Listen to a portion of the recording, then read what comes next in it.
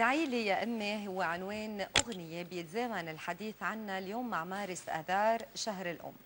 هالأغنية هي أغنية كل زمان ومكان بتحية مختلفة إلى أم تستحق. حكاية لانا وهالة ضمن ساعة لقلبك. اهلا وسهلا فيكم. طبعا هون عم نحكي عن الابنه لانا البنت الشابه الجامعيه ووالدتك هاله اكيد فنانه اردنيه لبنانيه. هاله اهلا وسهلا فيكم. يعني اغنيه ادعي لي يا امي، فكرتك لانا هي بالبدايه ولا فكره الوالده؟ مش فكرتنا نحن الاثنين ابدا. شو القصه؟ لكن هاله انت بتخبرينا. اول طبعا بمسي عليكم، اهلا بمسي على وسهلا اللي شايفينا. اول شيء هالفكره، يعني لا انا عندي طبعا اكيد الموهبه، عندها الصوت وانا بعرف هالشيء، بس كنت كثير مركزه على تعليمها اهم شيء. حتى هي كانت تقول لي دائما انه انا عندي هالشيء وبدي غني الا يعني اهم شيء تكمل التعليم، وهي الفن تعتبريه يعني هوايه، يعني هي مش عاملتها كرمال انها تخوض بهالمجال. ففي برنامج عم تستضيفني الست ليليان اندراوس، فبتقول لي طيب انت ليك انت بعيده عن المجال؟ فعم بقول لها يعني طبعا اكيد انا حد بنتي، يعني ما كنت على قد ما بقدر اني اكون حد بنتي. فبتقول لي طب بنتك بتقدر لك هالشيء؟ عم تمزح. بتقوم لانا بالتلفن وبتقول لها، بتحكي كلمه وبتقول لها بدي اعيد ماما. هيدا قبل يعني من شي شهرين تقريبا، بدي اعيد ماما هلا بمناسبه انه عيد الام جاي وراحت مغنيه ست الحبايب. فبتقلي هلا صوت لانا حلو كثير، ليه ما بتعملوا غنيه للام؟ وقد كان وطلعت الفكره. هلا هذه لانا وحيدتك؟ وحيدتي الله يخلي لك اياها، الله يخلي لك اياها. وبنعرف كمان انه حضرتك من الاصوات الرائعه جدا بعالم ودنيا الغناء، واكيد الشق الاكبر كان لبعدتي عن الفن او الاسباب الكبرى هي اهتمامك بعائلتك واهتمامك بلانا أكيد. تحديدا. أكيد. لانا تعلمتي من تجربه والدتك اكيد الكثير، شو الاشياء اللي تعلمتيها وقلتي ما بدي اعملها لو شو ما كان؟ ما بدي اعملها؟ اي مش الاشياء اللي بدك تعمليها، اللي ما بدك تعمليها، خاصه اللي بيدخل مجال الفن شغله منها كثير هينه، يعني الناس بتفكرها حلوه بس فيها كثير صعوبات. يعني ماما بالنسبه لي بيرفكت، ما في شيء ما بدي اعمله مثلها. بتعرفي هو لانه شوي كمان الوسط الفني متعب، يعني هيدا الشيء خليكي تترددي، وانه اوقات كثير الفنان ما بياخذ حقه. صح 100%. مش تردد، كنت بالاول كثير احب انه ياي ماما خليني، ليش انت عم توقفي بطريقه؟ تقول لي ماما ركزي على درسك. بعدين انا من نفسي بطلت حب، انه قلت خليني اكمل جامعتي، وانا عندي هيدا الانترست انه الاكاديمي. فقلت انه ممكن الواحد يخليها هوبي، وهي كل حياتها كانت هوبي عندي، انه دائما من خلال المدرسه والجامعه كان دايما لي مشاركات. يعني عم تمارسي اكيد اكيد مسرحيات، غنى كمان. هلا بالاي بي هلا خلصت جديد وعم بلش ماسترز، بس كل فتره الجامعه بالكورال الكواير اند كورال سوسايتي. ف يعني اوكي نفست عن هالشيء بتحبي. بس كنت عم تقولي انه امك بالنسبه لك بيرفكت، هيدا ما بيمنع انه كمان شفتي تجربتها، انه مثلا هي بالفن تعذبت يمكن باوقات بسبب العائله، بسبب الارتباط، بسبب الانجاب، يعني حدلها من طموحها من هوايتها كمان ويلي هو عملها، وقد ايه ابتعدت وهي كانت تحب انه ترجع تجرب تعمل محاولات. فهالشيء ما هيك بفرجيك انه انت بالحياه بعدين اذا مثلا دخلتي عالم الفن قد ايه كمان رح تلاقي صعوبات. هلا دخلت عالم الفن مش عارفه، بس هذا الشيء علمني التضحيه. هلا اوقات انا كنت اقعد مع ماما اقول لها انه انت ليش هيك عملتي، انه كان فيك كثير تنسقي بين الاثنين تعملي بالانس، بس تقولي ماما لا انت وحيدتي، وانا يعني انا من النوع اللي بتعطي للاخر ماما، انه يعني ما كان فيها تنسق، ما كان فيها. قلت لك الوقت بحس بذنب اكيد، بس لا ولا حتى امي شو بتقولي لها بهالشيء؟ لا بالعكس مش خساره، بالعكس انا هيدا الشيء، بالعكس انا هيدا الشيء بفتخر فيه، بنتي وصلتها لهالمرحله، نشكر الله. بالعكس انا بالعكس يعني عمري ندمت. ما هيدا نجاح كمان الحمد لله، نشكر طيب الله. هالنجاح اللي عم نحكي عنه، نجاح العائله وتربيه لانا، قد ايه حسيتي بوقت من الاوقات هلا انه يا ريت سلكت طريق مختلف عن الفن، بعيده عن الفن، يعني عملت اختصاص ثاني، عملت بزنس ثاني، ما اشتغلت، ما حرقت اعصاب، ما قلقت هالقلق اللي عاده بعيشه الفنان؟ يعني انا عمري ما ندمت بصراحه، كنت رح اختار الفن لانه الفن بيضلني بصراحه. يعني انا كيف لانا مثلا بلشت بسمعها بتغني وهي عمرها سنه ونص، نفس الشيء ماما الله يرحمها كانت تقول لي وانت عمرك يمكن سنه ونص سنتين نسمعك بتغني لام كلثوم. يعني خلص هيدي موهبه. هلا كيف يعني انه يعني اكيد انه انا اعطيت وقتي كله لبنتي اكيد. يعني انا بعز يمكن ما بحب استخدم هالكلمه يمكن الشهره، بس فعلا كنت بمصر في مرحله ال 89 بال 90 كان كثير الاستديوهات ناجحه وهيك. بس لما تزوجت واجت لانا بس شفت لانا قلت هيدي يعني الحياه، هيدي حياتي وهيدي كل سعادتي الله يخلي لك وهيدا كل عطائي اللي بدي الله يعني يخلي لك اياها حبيبتي. وكان بمحله يعني لك هالصبيه مقابلك. نشكر الله. وكيف هيك كمان هي وقفتها حدك، يعني هالتناغم بين الام وبنتها هذا دليل لا أنا على ناجح. فكرة الله إذا يخليكم بقول لكم لبعض. بنتي وصديقتي بستشيرها صديقتي، اذا بقول لك سوري اذا بقول لكم يعني امي بحس انها امي. نحن بس انا مطارح انا امها وهي بمطارح هي بتكون امي. كثير حلو، كثير حلو هيدا الشعور، هالبوند القوي بيناتكم. يعني هالاغنيه فينا نقول تجربه وخلص، يعني بس رد جميل لانا منك لوالدتك بهالطريقه، ولا بتحسي انه في شيء ممكن تشتغلوا عليه لبعدين؟ نيفر نو يعني مش عارفه ان شاء الله. بجواتكم شو حاسين هاله؟ يعني انا بحس انه الموضوع مش بالكم، المهم شو بدنا نقدم.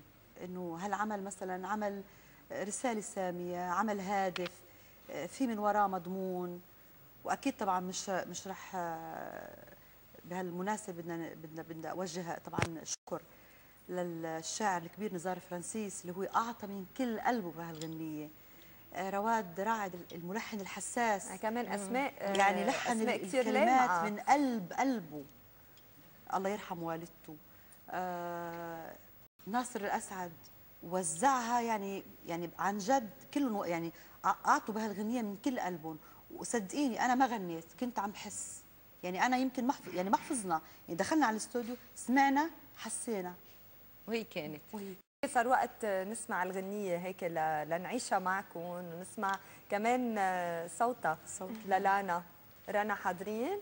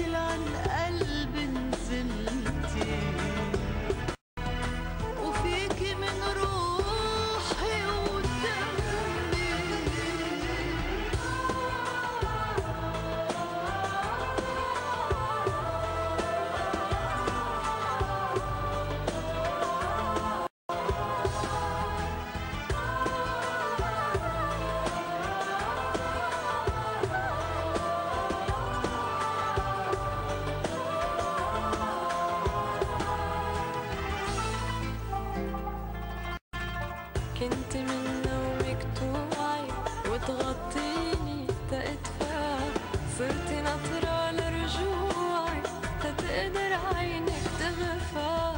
كنت من نومك توعي وتغطيني تأدفى، صرت ناطرة لرجوعي تتقدر عينك تغفى. لو بدي انظر عالجمر في عيونك ما بهم،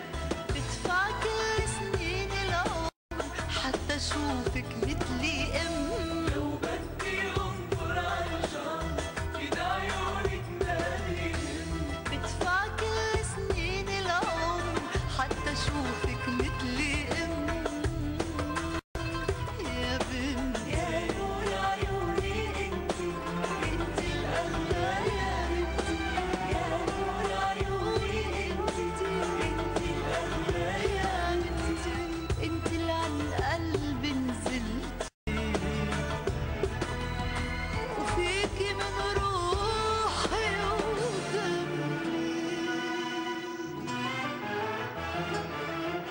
دعيلي يا أمي دعيلي الدنيا صارت بخير دعيلي يا أمي دعيلي الدنيا صارت بخير انت اللي كنت تقوليلي انت اللي كنت تقوليلي دايما انه دايما انه انه الدنيا دعيلي يا أمي دعيلي الدنيا صارت بخير دعيلي يا أمي دعيلي الدنيا صارت بخيلة انت اللي كنت تقوليلي انت اللي كنت تقوليلي دايما انه دايما انه دايما انه الدنيا يا ريتك تسلميلي شمعة عمري القبيلة كلمة الله يخليكي أكبر من كلمة بتتم يا نور عيوني انت الأغلى يا أمي انت اللي حملتي همي وفيكي من روحي ودمي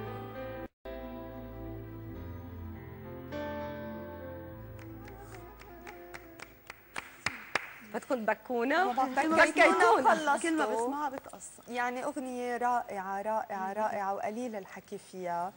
يعني برافو لإحساسكم، برافو لنزار فرانسيس، لرواد رعد، لناصر بتشكرهم من الأسعد، كل قلب. لكلهم واو عن جد. هالإحساس الحلو الرائع. وإحساسكم كتير حلو.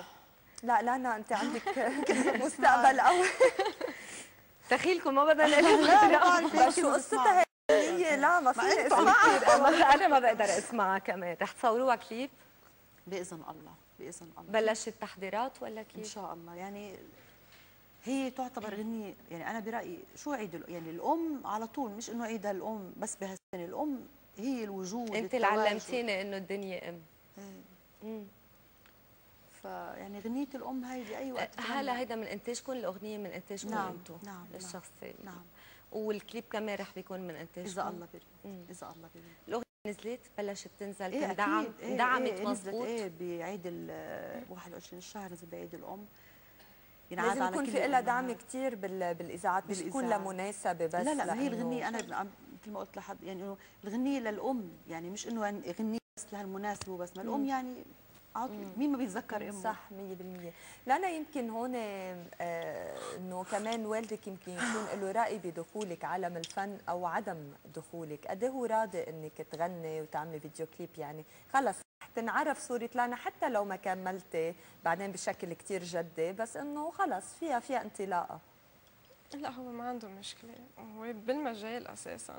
هلا أكيد أهل اثنيناتهم كانوا خايفين علي من المجال، لأنه يعني لأنه بالمجال وبالوسط الفني، يعني هيك بيعرفوا مطبات وضيق بعالم الانتاج داعمك هو. بس اكيد حدها. وبدي اقول شغله كمان بس ما ننسى، لانا وهي صغيره كنت انا بشارك بفوازير رمضان مع الفنان سمير غانم بمصر، كان انا عمري 7 سنين، فشافوها معي الاستاذ سمير غانم والكبير الله يرحمه عبد السلام امين الكاتب الكبير، فقالوا بدنا لانا، فاخذوها يعني مثلت مع سمير غانم وهي عمرها 7 سنين، وفتحي عبد الستار المخرج المصري كمان اخذها بكليبات، يعني كان في إلها ممارسات وهي طفله. لانا بتعرف شغله، عم بسمع الغنية وعم بسمع الحكي اللي قلتيه، والعادة الصبية ما بتعرف قيمة امها وتضحياتها، بيقولوا الا تصير ام وتعيش نفس التجربة ونفس صحيح. الخبرات. اليوم بعرف انت بعدك زغطوره وفكره الزواج ان شاء الله بنفرح منك، بس شوي بعيده لتخلصي دراستك. الكلام قد ايه حاسه فيه اليوم اللي قلتيه؟ ما هو شفتوا كيف كل ما نفوت نغني نمسك حالنا لانه نبلش نبكي، لا لانه كثير بحس لانه تضحيات ماما يعني كانت شيء يومي، مش بس يعني شفت تضحيات حسيتهم، وهي اللي بالعكس خلتني يعني سألتيني سؤال إنه شيء ماما عملته أنا ما بحب عيده، بالعكس بحب عيد كل شيء. يعني لو أنا كنت مطرحة تخيرت بين فن وعائلة كمان بختار عائلة. بالعكس هي يعني حفزت في هيدا الشعور الأمومي، هيدا اللي بيبقى يعني لانه اجريها على الارض والدتك، وبتعرف انه مجد الفن مجد باطل ما بيبقى، فخلت اللي بيبقى. اكيد. الله يعني هي يخليكم عبره لبعض. حلوه زرعتيها يا ربي. شو ولادكم. سمعتوا هلا أصلا للأغنية؟ يعني أول شيء أخذت مسطرة من يلي ما في. لا بس سمعتيها عادة. بالمكان الغلط، نحن بدون دف بنرقص، ما بسم فينا الله عليكم نتحمل هيك حساسين كلمات بهالشكل. دغري. بصراحه الاصحاب اللي بيسمعوها فعلا كل ما حدا بيسمعها يعني بصير بيبكي. يعني الغنية مؤثرة، الكلام يعني هيك من كثير واقع الحياة يعني يعني. بيمس أي إنسان، أي شخص فينا.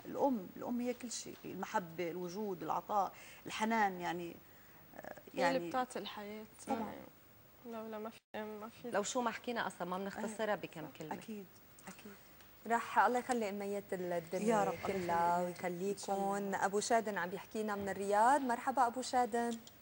مرحبتين كبار استاذة ريتا، كيفك؟ انا منيحه، كيفك؟ تمام، وحشتينا. ميرسي، وانا كمان توحشت لكم. وحشتونا وحشتوني. ايوه كده، عدليها راغده، كيفك؟ أنا منيحة، ماشي الحال، وأنت؟ تمام، يعطيك العافيه. على فكره طبعا تحياتي لهم. تمام، تحياتي طبعا. بحييكم. نحييك. رأيك بالأغنية أبو شادن؟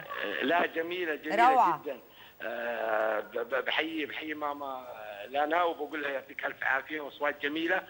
واقول لانا، اقول ان شاء الله بتحبي ان شاء الله، وبتبوسي والدتك ان شاء الله في الجنه. انت فيك الخير. البنت اللي تربيتها بالشكل هذا وبتحب يد امها، هذه ان شاء الله فيها الخير، حقيقه فيها الخير. يعني ولو مي مخطوبه، والله ولو مي مخطوبه اخطبها على الهواء، حقيقه فيها الخير، لان الجنه تحت اقدام الامهات. الله يسعدك 100%. ويعطيها الف عافيه. ليش نسمع حاجه بس كذا، نسمع اغنيه هيك، يعني اغنيه اردنيه جميله. ممكن نسمع بعد شوي بعد البريك، بلكي بنسمع منك اغنيه اردنيه جميل. اوكي، واقول عادل الف سلامه عليك، ان شاء الله ما تشوف شر يا عادل. اكيد سلامته لعادل. ان شاء الله عبد الوهاب ولا انت؟ لا ولا حدا ولا حدا. طيب يا ابو شادن، مع السلامه. شكرا كثير لك. رح ناخذ اتصال اخر. ابراهيم عم يحكينا من طرابلس. مساء الخير ابراهيم. مرحبا. اهلا وسهلا فيك. يا سلام على البرنامج، حييكم على البرنامج. انا شكرا، تسلم يا ابراهيم. وان شاء الله يهدي البال عندكم بطرابلس كمان ابراهيم. اهلا. تفضل يا ابراهيم. يلا، حييكم على البرنامج الحلو. شكرا، تسلم. شو هالغنية الحلوة، بس يا ريت بتسمعنا شيء. عجبتك الغنية ايه؟ كثير روعة. عبالك ترجع تسمع منها ولا تسمع أغنية ثانية؟ أغنية ثانية الله يخليكي منها. ويا ريت بقدر أوصل لهم من طرابلس لحتى أقدم لهم ورود. الله يخليك. كلك ذوق. اتصالك فيه كثير من الورد يا ابراهيم. كأنه وصلوا الورود. الله يخليك. أغنية ثانية الله يخليكي. ايه خلص هلا بنسمع منهم يلا، يسلموا. شكرا لك ضيفتنا. رح ناخذ فاصل اعلان صغير ونرجع نتابع معكم بعد البريك.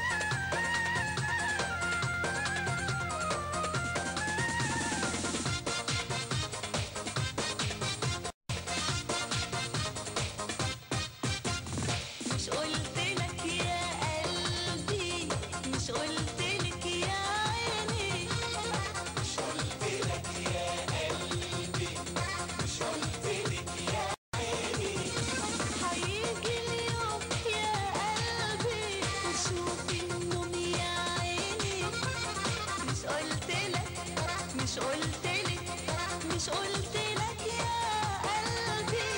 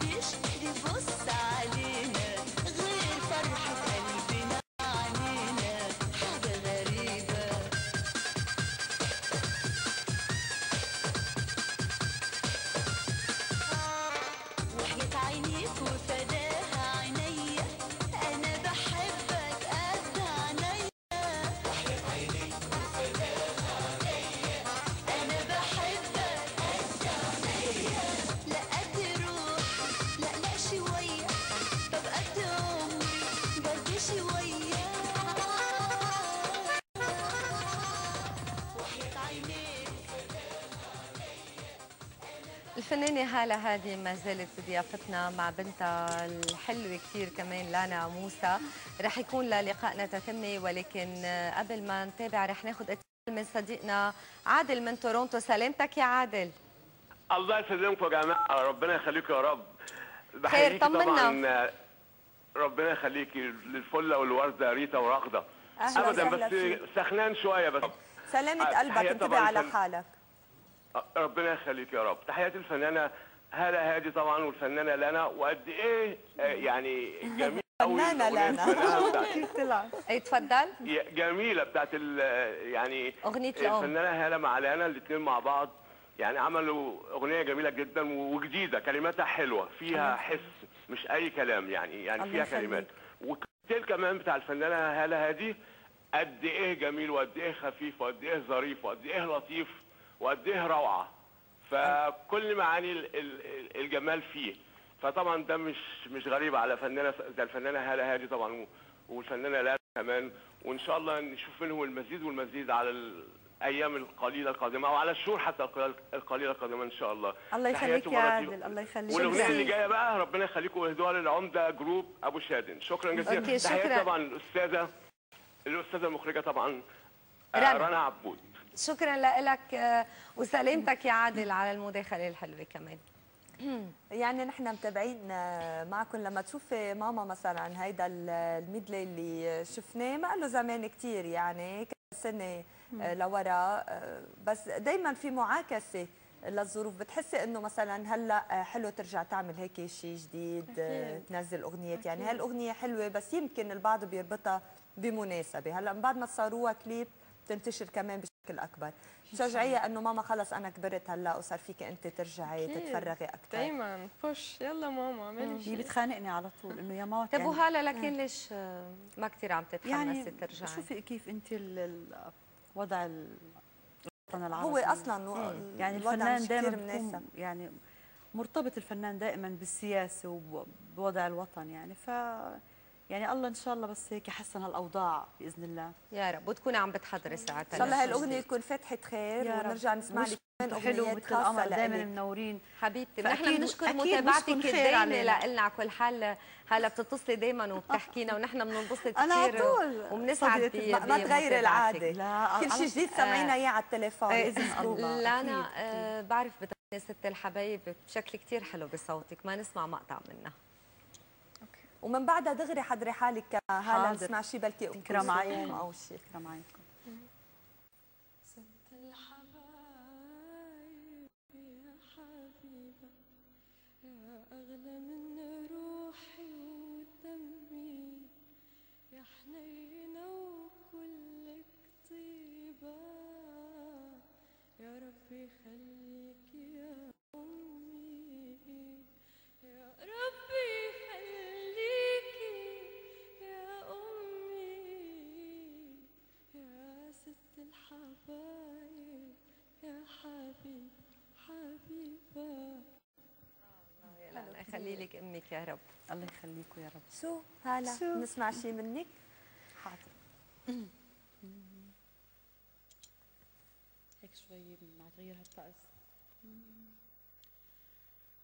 هو صحيح صحيح صحيح الهوى غلا معرفش انا، والهجر قالوا مرار وعذاب، والهجر قالوا مرار وعذاب، اليوم بسنة جاني الهوى من غير مواعيد، وكل مدى حلاوته تزيد، جاني الهوى من غير مواعيد، وكل مدى حلاوته تزيد، ما حسبش يوم حياخدني بعيد، ما حسبش يوم حياخدني بعيد، يمني قلبي بالأفراح، وارجع وقلبي كله جراح، يمني قلبي بالأفراح، وارجع وقلبي كله جراح جراح جراح. ازاي يا ترى اهو ده اللي جرى، ازاي يا ترى اهو ده اللي جرى، اهو ده اللي جرى، وانا وانا وانا وانا وانا معرفش انا. الله يا هلا، شكرا، يسلم هالصوت. غناء الصعب يعني ما بتنقي شيء هين. معودة على الاشياء الصعبة يعني. هلا بعرف انه يمكن الظروف اللي عم بتصير بالوطن العربي عم بتأجل شوي خطوتك تنزلي اي شيء، ولكن بهالوقت ما عم تسمعي، ما عم تحبي تتعاملي مع شعراء، تتصلي بملحنين بس تشوفي اذا في شيء قيد التحضير؟ اكيد طبعا في، اكيد في، حتى في لقاءات يعني مع شعراء مع ملحنين، بس طبعا اكيد ناطرين لحتى الاوضاع ان شاء الله تتحسن، بس اكيد طبعا وانا على طول متابعه يعني خاصه هلا بلقائك مع يعني رواد رعد ومع نزار فرانسيس لهالاغنيه بيكون في شيء ثاني كمان عندهم، هن اصحاب اللحن والكلمه الحلوين كثير كمان وغيرهم من الاسماء. بس انا بحب دائما اقدم شيء يكون هيك جديد، يكون في شيء موضوع، يكون يعني يكون في هيك اغنيه تكون هادفه اكثر ما تكون يمكن عاطفيه بحت، يمكن بالضبط. بدي اياها تكون رساله اكثر. رساله. لانا بعد قد ايه ترجع نسمع لك اغنيه سولو او ديو؟ ما بعرف، حتى شيء براسك هيك عم تفكري بشيء، في شيء حابه تغني عنه او توصليه بصوتك؟ هلا يمكن ما بعرف شو المستقبل بخبي، بس انا هلا بركز على دراستي. دراستك انت هلا ماستر، بس نقول شو عم تتخصصي؟ ان شاء الله هلا رح انقل، بس انا خلصت سوسيولوجي وانثروبولوجي، ورح انقل يمكن ميدل ايسترن ستاديز للماسترز، غير شوي. اوكي. في عندك هيك افكار للفيديو كليب يلي بتعرفي هلا بين جيلين، يعني الفيديو كليب رح يكون في مخرج معين اتفقتوا معه ولا بعد؟ يعني لسه هلا يعني بعدكم كيف قيد هلا اكيد بدك تتكلي كمان على ذوق الشباب، شو بتسمع من اصحابها بالجامعه، كيف طبعا بتفكر اكيد عم نسمع افكار وهيك. ايه، فشو عندك افكار هيك تعملي فيديو كليب حلو يكون؟ ما عندي فكره محدده، بس انا بحب كل شيء السمبل يعني كل شيء يكون سمبل. هالاغنيه هي نوع من اطار الكلاسيكيات، يعني صح، بتحس ايه انه مزبوط، ما غنيه ما كثير بتحمل يعني هي احساس يمكن تمثيل اكثر من ما يكون صحيح. اليوم ما بقى شايفتكم اثنيناتكم مبسوطين، واكيد ان شاء الله بالوان الربيع. ايه خلينا اليوم بقى نلون الربيع. اذا مع بعض عيد ينعاد على الجميع، ويعني قلنا خلينا نلون بقى. يا رب. بس يعني تمنى ان شاء الله هالاغنيه ما تكون اغنيه مناسبه مثل ما كتار من المحطات بحطوها ضمن هيدا الاطار، انه بس على كل عيد بنصير نسمعها. ما هو للاسف انه ليه بيعتبروها غنيه عيد ما هي الام، يعني الام موجوده كل يوم وكل يوم ممكن يكون لها معنى. فيها الدعاء، ادعي لي يا امي، غنيه يعني بتمسنا كلنا، يعني مش غنيه انه بس لعيدك يا امي. يعني نعم. لكن ندعيكم ما تتاخروا بتصوير الفيديو كليب، لا ترجعوا تنزلوها على التي في وترجعوا تعملوا لها دعم جديد عبر الاذاعات لنسمعها بشكل كثير كبير. ان شاء الله نرجع بنهنيكم عليها لانه كثير حلوه، وبعرف اذا رنم هيك بننهي شوي فيها بنهايه لقائنا. اوكي، لكن بنقول ثانك يو كثير. انا بدي اتشكركم، نتشكر محطه الاوربت، المحطه الراقيه، نتشكر المخرج، نتشكر كل الفنيين. يا اهلا. واللي بده يسمعها لنا موجوده على اليوتيوب، ادعي لي يا امي. اكيد نعم. رح نسمع لكن لايف، ونحن مشاهدينا بنشكر متابعتكم. بكره ريتا من معك ليليان يمكن ما عندي فكره. اوكي. بكره على كل حال في عيون بيروت مش مهم، المهم نكون معكم مشاهدينا. ممكن نسمعها لايف هلا منكم بشكل مباشر، ولا بتفضلوا نرجع لانه لانه فيها هيك شويه ميوزك. الميوزك حلوه. شو رانا حاضرين نشوفها بالميوزك؟ يلا.